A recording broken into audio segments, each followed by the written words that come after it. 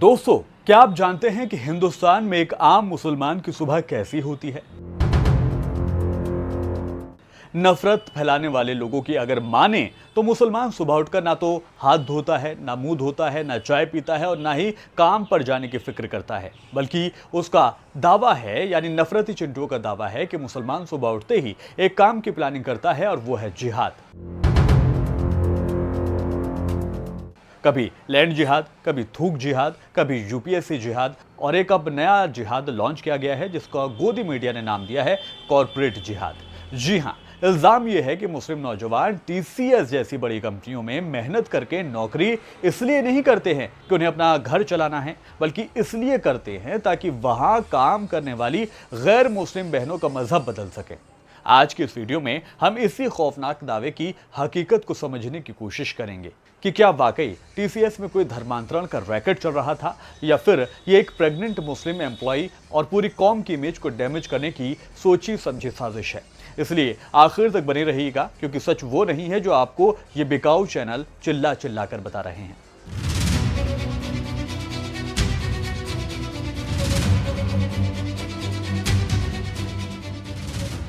आदाब, नमस्कार दोस्तों, मैं हूं शफान अंसारी। कॉरपोरेट जिहाद की कहानी शुरू होती है महाराष्ट्र के नासिक से। अचानक शोर मचता है कि टाटा कंसल्टेंसी सर्विसेज यानी टीसीएस के दफ्तर में लव जिहाद और धर्म परिवर्तन का एक बहुत बड़ा खेल पकड़ा गया है। मीडिया में ऐसी खबरें आई कि वहां की एक एचआर मैनेजर निदा खान हिंदू लड़कियों का ब्रेन वॉश कर रही हैं, उन्हें नमाज पढ़ने और बीफ खाने के लिए मजबूर कर रही हैं और फिर हमेशा की तरह मसीहा बनकर बजरंग दल के लोग वहां पहुंच जाते हैं और दावा करते हैं कि उन्होंने लड़कियों को बचा लिया है। बात यहीं खत्म नहीं हुई दोस्तों। टीवी एंकर्स ने गला फाड़ फाड़ कर इसे आतंकवाद से जोड़ दिया। कहा गया कि इन लोगों के तार मलेशिया और डॉक्टर शाहीन तक से जुड़े हुए हैं। ऐसा माहौल बना दिया गया जैसे कॉरपोरेट दफ्तर नहीं बल्कि कोई खुफिया ट्रेनिंग सेंटर यहां पर चलाया जा रहा था। लेकिन दोस्तों, क्या आपने कभी सोचा है कि एक मुसलमान के लिए आज के दौर में प्राइवेट नौकरी पाना कितना मुश्किल होता है? जहां हर जगह शक की निगाहें हों, वहां क्या कोई इतना बड़ा रिस्क लेगा, या फिर ये सब उस नफरत की दुकान का नया प्रोडक्ट है जिसे कॉरपोरेट जिहाद का नाम दे दिया गया है? खैर, अब आते हैं उन फैक्ट्स पर जिन्हें मीडिया ने आपसे छिपाया हुआ है। इस मामले में जब शोर ज्यादा बढ़ा तो टीसीएस के सीईओ को खुद ही मैदान में आना पड़ा। कंपनी ने बाकायदा ऑफिशियल स्टेटमेंट भी जारी किया और जो सच सामने आया वो चौंकाने वाला है। सबसे पहले बात करते हैं उस आतंकवादी चेहरा बताई गई लड़की निदा खान की। इल्जाम ये था कि वो एचआर मैनेजर है और पावर का गलत इस्तेमाल कर रही है, लेकिन टीसीएस की इंटरनल रिपोर्ट ये बताती है कि निदा खान एचआर मैनेजर है ही नहीं, वो तो एक मामूली सी प्रोसेस एसोसिएट है। उसकी इतनी हैसियत है ही नहीं कि कोई उसको रिपोर्ट करे या कोई किसी की रिक्रूटमेंट पर वो असर डाल सके। और सबसे ज्यादा दिल दुखाने वाली बात दोस्तों जानते हैं क्या है? कि जिस निदा खान को भगोड़ी और साजिशी कहा जा रहा है, वो पिछले कई महीनों से दफ्तर ही नहीं गई थी। क्यों? क्योंकि वो प्रेग्नेंट है। वो अपने घर पर है, अपनी डिलीवरी का इंतजार कर रही है। मतलब सोचिए, एक औरत जो माँ बनने वाली है, जो खुद अपनी सेहत और आने वाले बच्चे की फिक्र में है, उसे पूरे देश के सामने आतंकवाद का चेहरा बनाकर पेश किया गया है। क्या उस लड़की का करियर, उसकी इज्जत और उसकी मानसिक हालत का हिसाब कोई देने वाला है? हिंदुस्तान टाइम्स की रिपोर्ट ने यह साफ कर दिया है कि वो कोई गुनाहगार नहीं है, बल्कि इस नफरत के खेल की शिकार बनी है।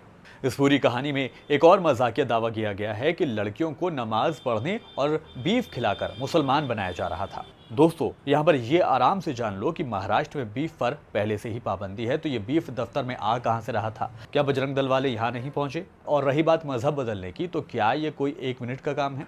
मुसलमान होना इतना आसान लगता है लोगों को, लेकिन जाहिलों से कौन ही बहस करे? इन्हें कौन ही बताए कि दीन और मजहब दिल का मामला होता है, ये एक चुटकी में नहीं होता और इसकी अपनी एक लंबी प्रोसेस भी होती है। लेकिन यहाँ तो इसे एक भद्दा मजाक बनाकर पेश किया जा रहा है।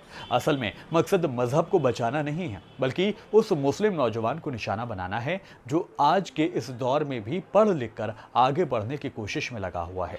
इल्जाम ये भी लगाया गया है कि टीसीएस ने शिकायतों पर ध्यान ही नहीं दिया, जबकि कंपनी का कहना है कि उनकी पॉश या एथिक्स कमेटी के पास ऐसी कोई शिकायत अभी तक आई ही नहीं थी।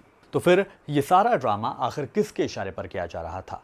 अब इस पूरे मामले के पीछे की बड़ी तस्वीर को भी दोस्तों जरा समझिए। इसे सिर्फ एक दफ्तर का झगड़ा मत समझिए, ये एक गहरी साजिश है। मुसलमानों को न सिर्फ अनएम्प्लॉयड बल्कि अनएम्प्लॉयबल बनाने की कोशिश है।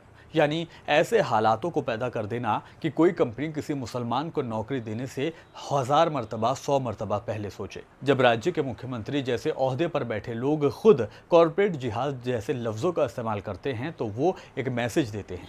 वो मैसेज ये है कि प्राइवेट कंपनियों में जो मुट्ठी भर मुसलमान अपनी मेहनत से जगह बना पा रहे हैं, उनसे वो हक भी छीन लिया जाए। अब कोई भी मैनेजर किसी मुसलमान को हायर करने से पहले कई मरतबा सोचेगा। उसे हायर करने से पहले डरेगा। वो ये सोचेगा कि कल को बजरंग दल वाले आ गए तो क्या होगा, दफ्तर में हंगामा हो जाएगा, पुलिस दर्जनों एफआईआर दर्ज कर देगी और कंपनी की साख मिट्टी में मिल जाएगी। नतीजा क्या होगा? मुसलमानों को नौकरी मिलना बंद हो जाएगा, लोग बचने लगेंगे। आज मुसलमान हर तरफ से घिरा हुआ है। कहीं लिंचिंग है, कहीं घर पर बुलडोजर चल रहा है, कहीं गरीबी की मार झेल रहा है तो कहीं वफादारी पर शक है। और अब उसकी मेहनत की कमाई और उसकी नौकरी पर भी हमला शुरू हो गया है।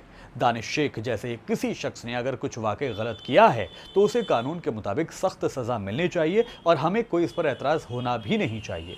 लेकिन एक शख्स की गई गलती की आड़ में अगर आप पूरी कौम को टारगेट करेंगे तो ये इंसाफ नहीं है। दोस्तों, ये वक्त बेहद नाजुक है। हमें जज्बात में बहने के बजाय फैक्ट्स को समझना होगा। निदा खान जैसी लड़कियों और दानिश जैसे नौजवान सिर्फ मोहरे बनाए जा रहे हैं ताकि नफरत की राजनीति हमेशा चमकती रहे। टीसीएस की जांच अभी भी जारी है और हमें उम्मीद है कि सच पूरी तरह से सामने आएगा, लेकिन कब आएगा ये कुछ भी नहीं कहा जा सकता। फिलहाल मेरे साथ इस वीडियो में अभी के लिए इतना ही।